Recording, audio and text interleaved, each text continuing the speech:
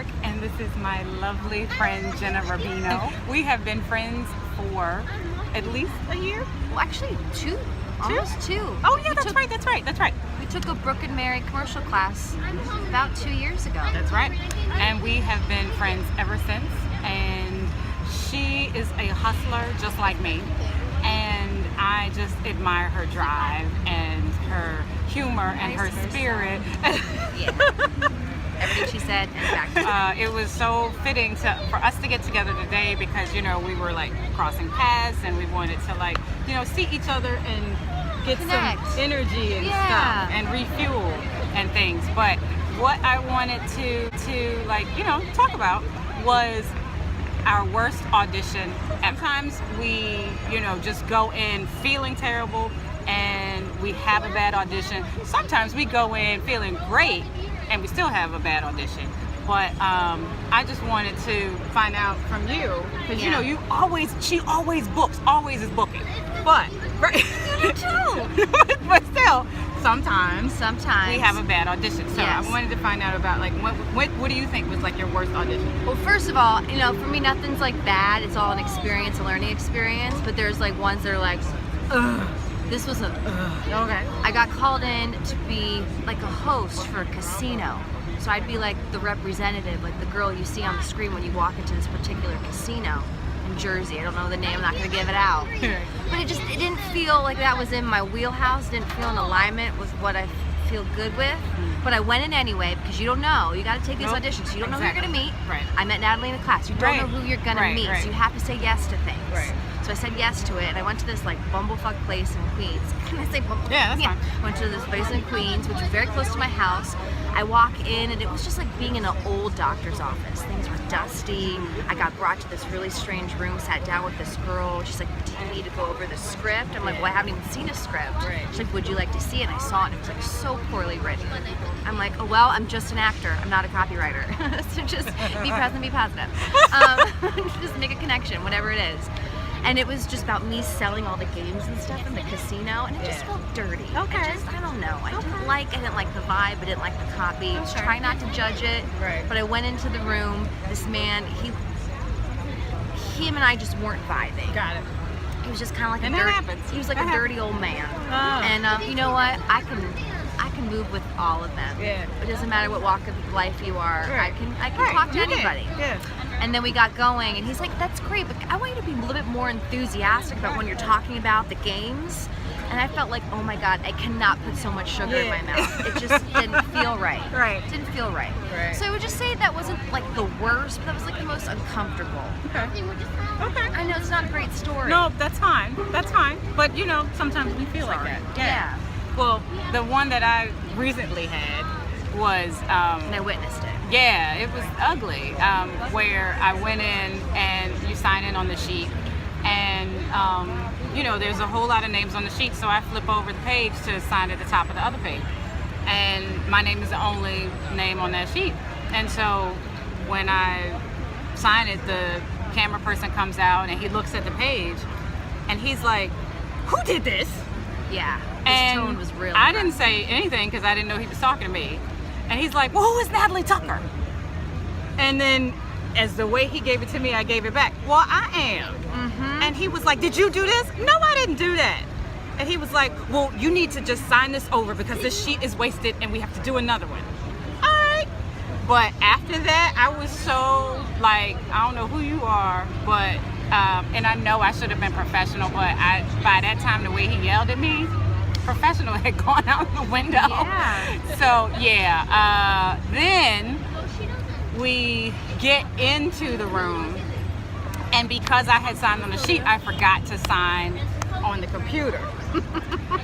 But of course. Right. So as he had asked somebody to stay extra to be with me because we were pairing up husband and wife, and when he paired me up with somebody, the guy had to stay extra. And so when he's like, oh, Natalie, did you sign up on the computer because I can't find you? And I was like, oh, no, I didn't. He was like, okay, let's wait for Natalie to go sign on the computer. And I really, at that point, should have just walked out and left. But I go and I sign up on the computer and I come back. And this whole time, I'm just not feeling it. And I know he's not feeling me. And we do the audition, and he actually was like, "Oh, I like the way you did." Well, at least he said it. "I like the way you did it. It was great. You know, let's try another take. That's great." We go out in the hall, and me and this man are the only two people in the hall, and we're getting on the elevator, and I'm like, "Oh, so you going to lunch?" He doesn't say shit to me. And I was like, "Oh, I guess it was bad, and he doesn't like me anymore." And we get into the elevator. His back is to me the whole time, and he just walks away. The session runner? Yes! Wow. And so I was like, well, I'm not getting that one. And I didn't. And I'm actually glad I did, because it was for the NFL, and it was for a team that I hate. So I was like, would that be, you know, in my integrity if I went for a team? I mean, that would really be acting. There you go, in your integrity. So similar to mine. It just didn't feel within my integrity. Didn't feel it. Yeah. So everything was just like a bad date. Exactly. It just wasn't all lining up. It was up. bad. Yeah. But, you know, those things happen. We move on and we grow from it. So, yeah. And these casting session runners, you know, sometimes it gets really backed up and they get moody and cranky. Yeah. Oh well. On to the next one. Yeah, on to the next one. This is something that we had talked about in my last episode was rejection.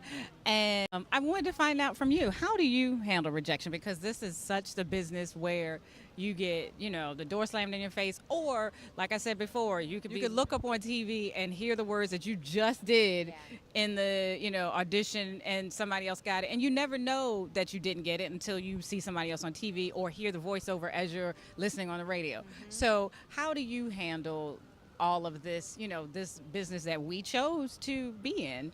How do you handle it gracefully? Handle it with great care, you know. So I realized that rejection is a part of this, so I just have to befriend it and embrace it and know that that's just part of the game. Because what do we go on, 5 to 10 job interviews a week? Even more, those who are working from home, who are audiobook people or VO people, they're pumping out like 10, 15, 20 auditions a day. Right? So when it becomes, so you know one of those is going to stick. It just is. So you just have to play the lotto, honestly, and show up, make sure you're taking care of your body, mind, and spirit. And it's like dating. You're not going to hit it off with everybody. Yeah. And the jobs I have booked was when things sometimes didn't all feel like it was working out. And I was very surprised by the booking. I just thought it was terrible, but I booked it. I know what you mean. But so sometimes, you know, all of this has a special pull towards what you're going to go to, or sometimes you just make it happen. I don't know what I just said there, but if you just embrace rejection, know that it's part of it, then I think that's going to help you move forward. And then just getting in touch with your friends to keep you grounded and remind you why you're doing this. Absolutely. That's so true, because I mean, I have to learn to just leave it in the room. I mean, of course it would be like, oh my God, I could pay off my, you know, mortgage if I get this, or There's game changer moments. Like, well, if I book this SAG commercial, game changing. Wow, like I could take 2 or 3 months, maybe do a play, maybe go to Korea like I've always wanted to go, or do something. And so you can start dreaming. It's beautiful. Imagine those possibilities and surround yourself in that vibration. But then you just got to be in the moment. Be like, hey, this is my job. I got to do this, this, and this. Leave it in the room. But sometimes it sticks with you, and then you might bring it out into the hallway. You might bring it into the elevator. You might bring it downstairs. You might bring it back home to where your husband or your boyfriend is. But you know eventually you have to let it off of you. Exactly. And that's what we were talking about earlier. Like, how do you keep sane in those moments? Because I just try to keep myself busy. Yeah. And so, you know, by just doing other stuff that is creative, that I can't just wait for the audition or the gig. I was just talking to an actor yesterday. She was like, some years could be a 6-figure year, and some year could be 0. So I have to create my own content. Well, yeah, there you go. Because I can't just sit and wait for the auditions to come. Well, you know, I'm blessed to have at least 1 audition a week. And some weeks it could be 5. But like for every week since June of last year, I've had an audition, at least 1 audition every week. I need to count up how many auditions I've had. Yeah. But and then like I could book between, you know, 1 to every 25 auditions. You know what I'm saying? For me.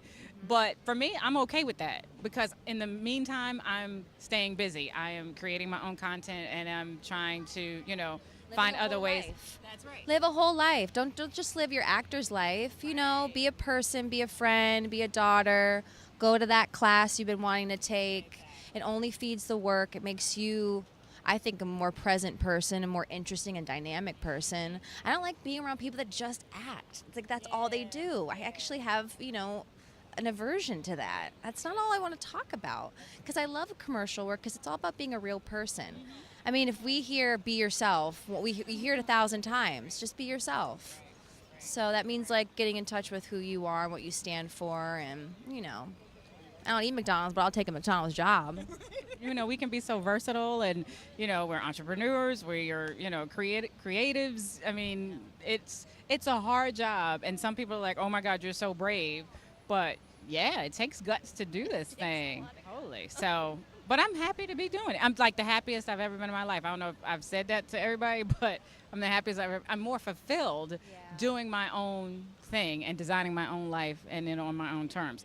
But yes, you have to, at the end of every day, we talked about how we don't know our schedule until like 6 o'clock at night for what the next day is. Or like today, I had a last minute VO at home audition. So I texted her, I'm like, I'm running a little late, because it's just, you don't know when it's going to pop up, but we all get it. It is, because it's our normal. So it's our culture. We get it, and nobody else gets that unless you're in it. So. And this is fun. But thank you for stopping. Thank you. Alrighty, bye.